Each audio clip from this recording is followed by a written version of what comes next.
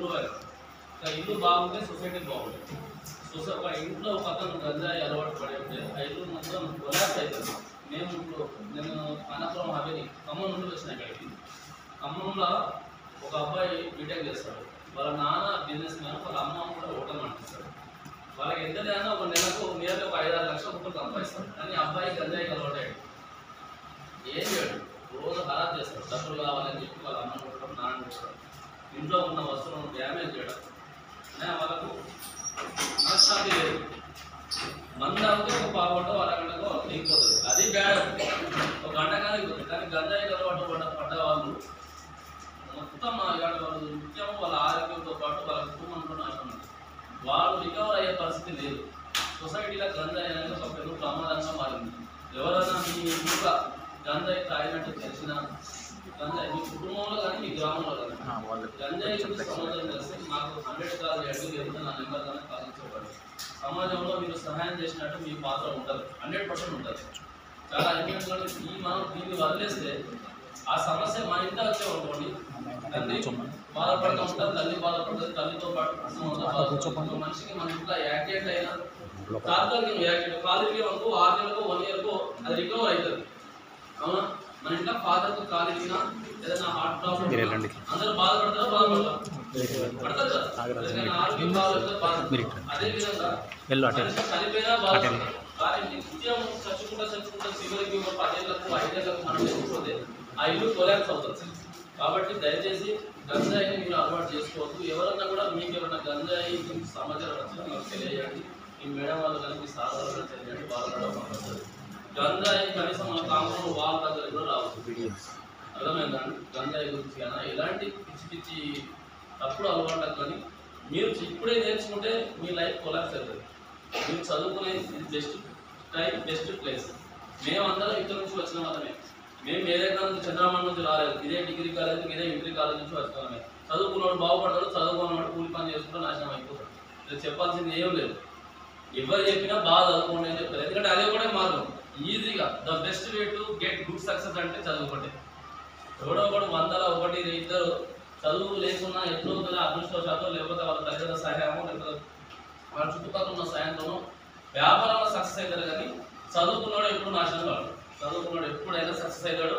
100% అందరితో సెల్యూట్ పెట్టుకున్నందుకు నమస్తే పెట్టుకునే స్థాయికే పోతాడు. కాబట్టి బాగా చదువుకోండి. గంజాయికి, చెడు తాగడానికి, తిరగడానికి, తప్పుడు ఆలోచనలకు, తప్పుడు పనులకు టైం కేటాయిస్తే మీరే ఖరాబ్ అయిపోతారు. మీ కుటుంబమే కొలుస్తారు. అర్థమైందా? ఎవరో ఒకడు ఉంటాడు కుటుంబంలో. సొసైటీలో ఒక 10 మంది ఎవరో ఒకరు ఈ టాపరు వీడు గొప్పోడు అనుకున్నారు. ఇంట్లో కూడా ఒకడు గొప్పోడు ఉంటాడు. వాడు ఒకడు ఇంట్లో ఒకటి సక్సెస్ అయితే ఇల్లు మొత్తం సక్సెస్ అవుతుంది. 100% చెప్తున్నాను. నా అనుభవంతో చెప్తాను. ఎవడు రెస్పెక్ట్ ఇవ్వడు. నువ్వు ఎప్పుడైతే నువ్వు మంచి స్థానం ఉందో నీకు రెస్పెక్ట్ వస్తాడు. పోయేవాడు నమస్తే పెట్టాడు, ఎవడు నీకు కావాలని సహాయం చేయడు. ఈ రోజు నీకు నీ ఇంట్లో ఏమన్నా ఆరోగ్యకరమైన నీకు చెప్పలేని సమస్య వచ్చినా నీ ఇంటి పెద్దనాన్నో నీ ఇంటి పక్కడు ఎవడ సహాయం చేయడు. మీకు అవసరం లేదు. నీకు కష్టం అయితే నీకు 1,00,000 రూపాయలు అవసరం ఉంటారని నేను ఇస్తాను. ఎవడు ఇస్తాడా? ఎవడు? అదే ఉద్యోగస్తులు అవి మంచి స్థాయిలో ఉండేవనుకో, నేను డబ్బులు నాడే అవసరం ఉన్నా నన్ను అడుగులో బయట సాయం చేస్తా అని చెప్తారు. అర్థమైందా? ఈ రోజులలో ఉన్న స్థానంలో ఉండి మంచి చదువుతుంటే విలువ. కాబట్టి మంచి స్థానంలో ఉండండి. మాతో కూడా అదే ఎక్సలెంట్ బాయ్ అనేటట్టు చెప్పించుకోండి. ఇక్కడ ఉన్న మీ అధ్యాపకులైనా మీ టీచర్స్ అయినా మంచివాడిని మంచిగా చదివేది గుర్తుంచుకోండి. 100 మందిలో ఎవరైతే మంచి స్థానంలో ఉండి ఉంటూనే నేర్చుకుంటారు. కానీ ఎవరైనా గంజాయి కలవాడి దొంగతనాలు వేసుకొని ఎవరు ఆ దొంగ మా స్టూడెంట్ అని చెప్తారా? చెప్పారు. ఎవరైనా మంచోడైనా చెప్తారు, మంచి స్థానంలో ఉన్నా చెప్తారు. వాడు మంచోడు, బాగుంటాడు, వాడు మా కలెక్టర్ మా శిష్యుడు అని చెప్తారు. అవునా? కాబట్టి దయచేసి మీ కాలాన్ని, మీ కుటుంబాన్ని ఖరాబ్ చేసుకోవాలి. తప్పు జరగలేదు. చూడండి, don't run use self down, don't run your self down. నువ్వు ఎప్పుడైతే ఏ దానికోసం అప్పుడు తాత్కాలికంగా మత్తు, తాత్కాలికంగా ఎంజాయ్ బాగుంటుంది. కానీ లైఫ్ అంతా ఖరాబ్ అయిపోతుంది. నీ శరీరంలో ఉన్న ఏ భాగం పనిచేయదు. అర్థమైంది? నీ తల పనిచేయదు, చెయ్యి పనిచేయదు, ఏమి పనిచేయదు. నువ్వు నిర్మానుషం అయి నీ శరీరం నుంచి మొత్తం నీరంతా కిందికి ఓన్లీ స్కెల్టన్ లెక్క ఉండిపోయి ఆఖరికి నీతో పాటు నీ కుటుంబాన్ని నాశనం చేసి అందరూ సమర్థం అయిపోతారు. గంజాయి అనే ఒక డ్రగ్, గంజాయితో పాటు చాలా డ్రగ్స్ ఉంది, 100 డ్రగ్స్ ఉంది.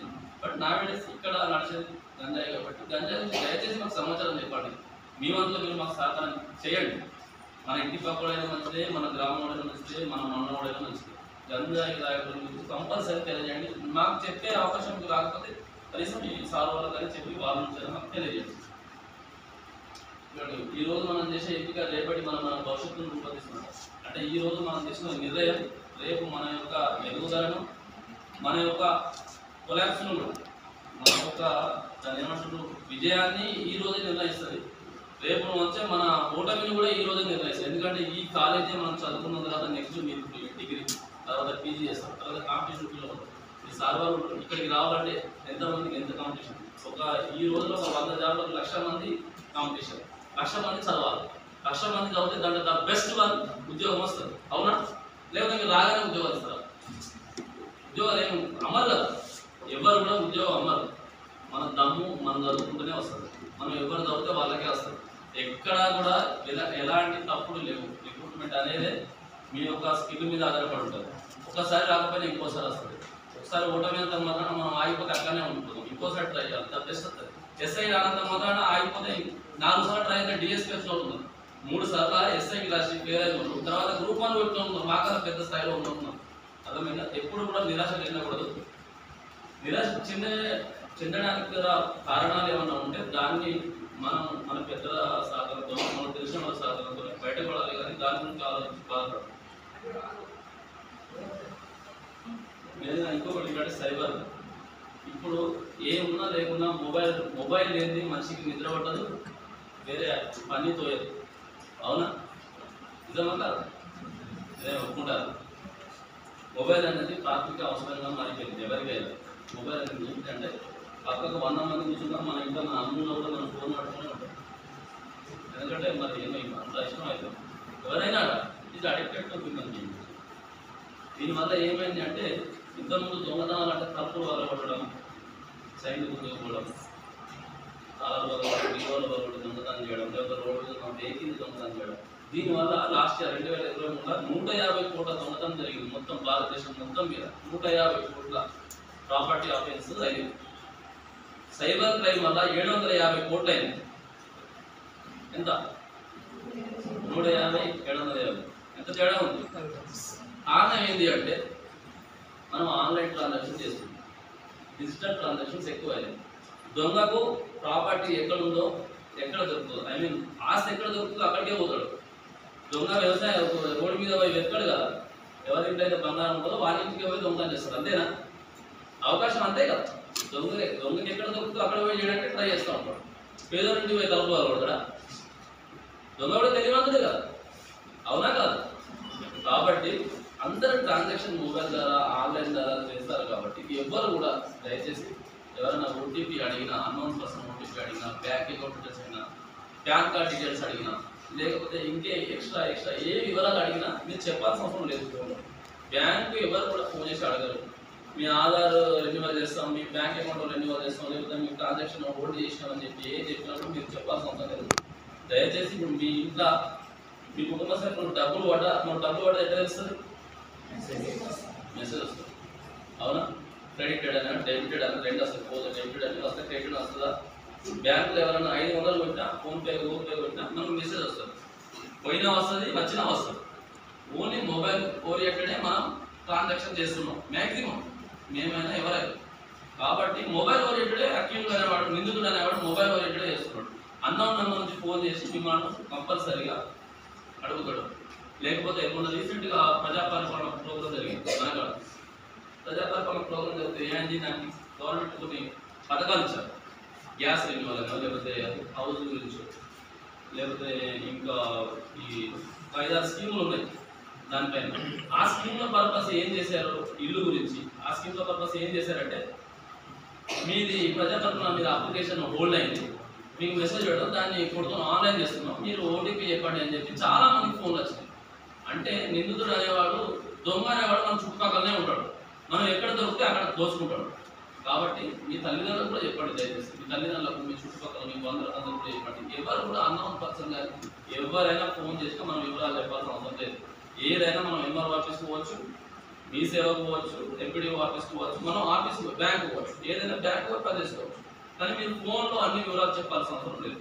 ఇంకొకటి, చాలామంది ఇప్పుడు సెల్ఫీలు ఫోన్లో 100 ఫోటోలు ఉంటుంది, అవునా? మన మొబైల్లో మ్యాక్సిమం సెల్ఫీలు తీస్తూ ఉంటాం, ఫేస్బుక్లో పెడతా ఉంటాం, వాట్సాప్లో పెడతా ఉంటాం. దాన్ని ఏం చేస్తున్నారు? అదొక అవకాశం కదా, ఇట్ ఈస్ సోషల్ మీడియా. అది ఓపెన్ గ్యాలరీ అన్నట్టు. మనం ఎన్ని ఫేస్బుక్లో పెడితే అంతా ఓపెన్ అయింది కాబట్టి నిందుకు ఏం చేస్తాడంటే ఎవరైతే మనం పెడతాము అంటే జరిగినాయి, నేను మిమ్మల్ని భయపెడతలేను, మీకు ఒక సూచన ఇస్తున్నాను, మీరు ఆ బారిన పడద్దు అని చెప్తున్నాను. మనం ఏదైతే ప్రొఫైల్ పిక్ పెడతామో వాడు ఏం చేస్తాడు, ఆ ప్రొఫైల్ పిక్ను ఫేస్ పైన అదే ఉంటుంది, కింద వేరే నూడు ఫోటో పెడతాడు. నూడు ఫోటో పెట్టి మనకి ఏం చేస్తాడు, ఫోన్ చేస్తాడు. ఫస్ట్ మనకే ఫోటోలు వీడియోలు పంపిస్తాడు. పంపించి వాడు ఒక ఫోన్ చేసి ఇవన్నీ వీడియోస్ ఉంటే నాకు ఇది డబ్బులు ఇస్తావా ఏవా, లేకపోతే సోషల్ మీడియాలో ఫేస్బుక్లో పెట్టడం చెప్తాడు. అట్లా జరిగినాయి అమ్మ, మన ఖమ్మంలో కూడా జరిగినాయి. దానికి మనం అన్ని మార్గాలు ఉన్నాయి, మనం పట్టుకోవడానికి మార్గాలు ఉన్నాయి. కానీ పట్టుకుంటాం, కానీ అంతలోపే మనకు నష్టం జరుగుతుంది. సెన్సిటివ్ ఉంటుంది, ఫ్యామిలీస్ ఉంటాయి, ఇబ్బంది పడతారు. కాబట్టి 80% సోషల్ మీడియా మనం మన పర్సనల్ ఫోటోస్ సెండ్ చేయాల్సిన అవసరం లేదు, జాగ్రత్త పడాలి అని చెప్తుంది. మనం అన్యాయం జరిగిన తర్వాత మనం బలపడ మొత్తుకున్నా ఏం లాభం ఉండదు, అర్థమైందండి? అనవసరంగా వేరే వాళ్ళ ఫోటోలు, వేరే వాళ్ళ ఫోటోలు దిగడం, తెలియని వ్యక్తులకు ఫోటోలు సెండ్ చేయకూడదు. 80% కూడా చేయకూడదు. మీరు సోషల్ మీడియా ద్వారా జాగ్రత్తగా ఉండాలి. ఏదైనా మీకు తప్పిదం జరిగింది అని తెలిస్తే, డబ్బులు పోయినాయని తెలిసినా, లేకపోతే ఎవరైనా బెదిరించినా, లేకపోతే ఫోటోలు మిస్టేక్గా పోయినా మీరు ఇమీడియట్గా 1930 చేస్తే 1930 చేస్తే 100% మీకు డబ్బులు నష్టం మిస్టేక్ అయిపోయినా అవి హోల్డ్ చేయగలుగుతారు. వాడు ఆ అకౌంట్ వాడు ఎక్కడో నోయిడా ఉంటాడు, నోయిడా ఉత్తరప్రదేశ్, నేపాల్ ఉంటాడు. మీరు ఇమీడియట్గా రెస్పాండ్ అయితే మేము డబ్బులు హోల్డ్ చేసి మళ్ళీ ఆ అకౌంట్ నుంచి మనం ట్రాన్స్ఫర్ కొట్టించుకోవచ్చు, అర్థమైందా? ఎన్సీఆర్ పోర్టల్ ఉంటుంది, నేషనల్ క్రైమ్ రికార్డు బ్యూరో అని ఉంటుంది. దానికి సంబంధించిన మనకు 1930 అని ఒక డైల్ మనకు ఫ్రీ కాల్ 100 కాల్ మాదిరి 1930 అని కాల్. దీనికి ఇమీడియట్గా మీరు ఎంత ఫాస్ట్గా రెస్పాండ్ అయితే అంత ఫాస్ట్గా వాడి డబ్బులు, నా అకౌంట్ డబ్బులు ఆ సార్ నుంచి ఆ సార్ అప్పుడు వాడు 7 అకౌంట్ మార్పిస్తాడు ఇమీడియట్గా. ఎందుకంటే నా అకౌంట్ హోల్డ్ చేస్తాడు కాబట్టి, పోలీసు హోల్డ్ చేస్తుంది కాబట్టి వాడు 7 అకౌంట్ ట్రాన్స్ఫర్ చేస్తాడు కాబట్టి ఆ 7 అకౌంట్ కూడా హోల్డ్ అయింది 100%. వాడు 10 అకౌంట్ ట్రాన్స్ఫర్ చేసిన సిస్టమ్ మీద కూర్చొని 10 అకౌంట్ హోల్డ్ చేస్తాడు ఇమీడియట్గా. డబ్బులు ఎటు పోవు, 100% పోవు. హోల్డ్ అయితే ఎప్పటికైనా మన డబ్బులు వాడికి వస్తాయి, అర్థమైనా? మీరు ఇమీడియట్గా మీ ఊళ్ళో అయినా మీ కుటుంబ సభ్యులకు చెప్పండి, మనకు ఆన్లైన్ నేరం జరిగింది, మనకు డబ్బులు పోయినాయి అని తెలిస్తే, సైబర్ క్రైమ్ జరిగిందని తెలిస్తే కంపల్సరీగా 1930 చేయాలి. ఇబ్బంది ఉంటే ఇమీడియట్గా లోకల్ పోలీసుకు 100 కన్నా కాల్ చేయండి, మాకు మా నెంబర్ కన్నా చేయండి, మేము దాన్ని ఫాలో అప్ చేస్తాం, మీకు నష్టం కాకుండా చేస్తాం. అదొకటి. ఇంకోటి, డిగ్రీ ఉన్నారు కాబట్టి డిగ్రీ అయిపోగానే కొందరు ఎంబీఏ చేస్తారు, కొందరు పీజీ చేస్తారు, కొన్ని ప్రైవేట్ జాబ్స్ చేయడానికి ప్రయత్నం చేస్తూ ఉంటారు. మీరు ఎక్కడో కూడా నెంబర్ ఇస్తారు, ఆ నెంబరు బయట సోషల్ మీడియాలో కానీ బయట కానీ ఎక్కడ ఇచ్చినట్టు ఆ నెంబర్ అని గ్యాదర్ చేసుకుంటారు. గ్యాదర్ చేసుకొని మీకు పార్ట్ టైం జాబ్ ఉంది, మీరు డబ్బులు కడితే మీకు జాబ్ ఇస్తాం అని ఒకటి. రెండోది, మీరు ఆన్లైన్ వర్క్స్ అని కూడా చెప్తారు. ఆన్లైన్ వర్క్స్ ఉన్నాయి, మీరు రోజుకు 3 గంటలు పనిచేస్తే మీకు నెలకు 25,000 30,000 ఇస్తామని మస్తు మెసేజ్ చూసిన అందరూ చూసి ఉంటుంది, అందరికి తెలిసిన విషయం. ఎక్కడ 3 గంటలు చేస్తే 25,000 ఇవ్వరండి, ఎవరు ఇవ్వరు. వాటి మీద 10,000 12,000 కట్టించుకొని కానీ ఆ మొబైల్ స్విచ్ ఆఫ్ చేస్తారు. 80% చేయాలి. లీగల్గా ఏదైతే ఆర్గనైజేషన్ ఉంటుందో ఆ ఆర్గనైజేషన్ పరంగా ట్రై చేయండి. దాని ప్రకారం మీరు ఉద్యోగం కావాలంటే ప్రొసీజర్ ప్రకారం అది కరెక్టా కాదని వెరిఫై చేసుకుంటుందో డబ్బులు ఇచ్చుకోవడమా, లేకపోతే ఆ లీగల్ ఏ ఫార్మాలిటీ ఉంటే ఆ ఫార్మాలిటీ చేసుకోండి. కానీ కొత్తగా మోసపోవద్దు. ఇమీడియట్గా ఏమైనా జరుగుతుంటే ఇమీడియట్గా మాకు 190 కానీ 100 కానీ కాల్ చేయండి, మేము సహకరిస్తాం, డబ్బులు నష్టపోతాం. పెద్ద ఎంప్లాయీసే ఈ మిస్టేక్ చేస్తుంటారు. ఈవెన్ నాకు కూడా నేను ఏదో పనిలో ఉన్నా, రిమైండ్ పనిలో ఉన్నా, ఫోన్ చేసి మీ అకౌంట్ నెంబర్ చెప్పండి, అకౌంట్ నెంబర్ నేనే చెప్పిన ఓటీపీ వస్తుంది, ఓటీపీ చెప్పండి అన్నాడు. మెసేజ్ కూడా ఇట్లా ఓపెన్ చేసినట్టు వీడియో నేను ఓటీపీ చెప్పాలి, నేను వెరిఫై చేసిన. నువ్వు ఎక్కడి నుంచి మాట్లాడుతున్నావు అంటే బ్యాంక్ నుంచి. ఫస్ట్ వీడియో కాల్ చేయను, వీడియో కాల్ చేసాడు బ్యాంక్ మేనేజరే. కానీ అంటే నేను ఫస్టే అడగాలి కదా క్వశ్చన్, అకౌంట్ నెంబర్ చెప్పండి, నీకే నువ్వు చెప్పాలి, అడగాలి కదా. కానీ అడగలేదు. నేను ఏదో పనిలో ఉండి బ్యాంక్ నుంచి ఫోన్ చేస్తున్నా అనగానే నెంబర్ చెప్పేసిన, నా అకౌంట్ నెంబర్ చెప్పేసిన, పేరు చెప్పేసిన, అకౌంట్ నెంబర్ చెప్పేసిన. ఓటీపీ అనే వరకు కొంచెం అంటే ఇది 10 సార్లు చెప్తాను కాబట్టి నాకు వచ్చింది. ఓటీపీ ఎందుకు చెప్పాలి, మీరు ఎక్కడ నుంచి చేస్తుంటే దాని గురించి సార్ వీడియో కాల్ చేయండి. బ్యాంకు ఇస్తే బ్యాంక్ మేనేజర్, సార్ ఓటీపీ ఎందుకు చెప్పాలి సార్ అంటే, సార్ మీరు లోన్ తీసుకున్నారు కదా సార్, దానికి సంబంధించిన పర్పస్ అంటే నేనైనా ఎవరైనా మనం ఏదో పనిలో ఉంటాం, ఏదో బాధలో ఉంటాం కావచ్చు, బిజీలో ఉంటాం కావచ్చు, సంతోషంగా ఉంటాం కావచ్చు. ఈ సింటమ్స్ ఎప్పుడు ఉన్నప్పుడు మన జోష్ కొంచెం ఎక్కువ ఉంటుంది. అంటే మనం ఈ టైంలో ఆలోచించే విధానం తగ్గుంటుంది. చాలా మంది పెద్ద పెద్ద ఉద్యోగస్తులు, ఐటీసీ ఎంప్లాయీస్ కూడా 14 లక్షలు 15 లక్షలు పోగొట్టుకుంటారు. అదే నా సర్వీస్లో అయితే 30 లక్షలు పోగొట్టుకున్నాను. తమ్ముళ్ళ ₹1,00,000 ఉంటాం. మీ అబ్బాయిది మీ అమెరికాలో ఉంటాడు కదా, పాస్పోర్ట్ మీకు ఆ ఫోన్లో అయితే ఇమీడియట్గా ఒక ₹1,00,000 డిపాజిట్ చేస్తే అది ఇమీడియట్గా విత్డ్రా అవుతుంది. మీ వాడు కష్టపడాల దగ్గర ఆగిపోయాడు కాబట్టి మీకు ₹1,00,000 ఇమీడియట్గా డిపాజిట్ చేయండి. డిపాజిట్ చేస్తేనే అవి వీసా పాస్పోర్ట్ ఇచ్చేసిన తర్వాత మీ అబ్బాయితో మాట్లాడండి, మీ అమ్మాయి చేస్తామని చెప్పి ర్యాంక్ కలిసి ₹1,00,000 డిపాజిట్ చేయండి. ₹1,00,000 ఆ ₹1,00,000 మీకు విత్డ్రా చేసేవారు 193 చేసి ఇది correct or not, fraud or not అని తెలుసుకుంటే అయిపోతుంది కదా. అంటే అంత ఆలోచన రాదు. మనిషి యొక్క భయంతో, మనిషి యొక్క బాధతో పనిచేయించుకుంటాడు అఖిల్ చెప్తాడు నిందితుడు. కాబట్టి మనం సంతోషంలో ఉన్నా, బాధలో ఉన్నా, ఏ కండిషన్లో ఉన్నా మనం మోసపోవద్దు అనేది ఒక్కసారి వెరిఫై చేసుకుని 1 నిమిషం అని చెప్పి చాలు. ఓకేనా? ఇంకేమైనా మీకు సైబర్ క్రైమ్ గురించి కానీ డ్రగ్స్ గురించి ఎవరైనా సమాచారం చెప్తే వాళ్ళు మేము గిఫ్ట్ ఇస్తామండి. వితౌట్ నాలెడ్జ్ గిఫ్ట్ అంటే మేము క్యాష్ రివార్డ్ ఇస్తాము. ఎవరికి తెలియదు. పర్సనల్గా నేను ఒక్కనే వచ్చి వాళ్ళ ఇంటికి పోతా, లేకపోతే ఆ మనిషికి ఒకటి మనిషికి ఇస్తా, లేకపోతే మీ సార్కి ఒకటి మీ సార్కి ఇస్తాను. ఎవరికైనా ఇస్తా. 100% గంజాయి గురించి, డ్రగ్స్ గురించి సమాచారం చెప్పిన వాళ్ళకి మంచి రివార్డ్ ఇస్తాం. మీరు సమాజానికి పెద్ద సహాయం చేసినట్టే, మీ కుటుంబానికి చేసినట్టే. డ్రగ్ అనేది ఎక్కడో ఉన్నది అనుకోకండి, అది మన ఇంటి దాకా వస్తుంది, మననే కాల్చి వేస్తుంది. రేపు మన తమ్ముడు కావచ్చు, మన నాన్న కావచ్చు, మన కుటుంబ సభ్యులు కావచ్చు, ఎవరు నష్టపోయినా మన కుటుంబంలో ఒకరి కాలు ఉంటేనే మనం ఎంతో బాధపడతాం. అది 6 నెలలకో 1 ఇయర్కో రికవర్ అవుతుంది హాస్పిటల్. కానీ డ్రగ్ అలవాటు పడడం జీవితాంతం కుటుంబాన్ని వేధించుకుంటూ వాడు వేదన పడి ఆఖరికి వాడు చనిపోతాడు. మనం అందరం నిత్యం ఏడవాల్సి ఉంటుంది. దానివల్ల ఇంకా 10 మంది అలవాటు పడతారు, సమాజం మొత్తం నాశనం అయిపోతుంది. అర్థమైందా? కాబట్టి కంపల్సరీ సమాచారం ఇవ్వండి.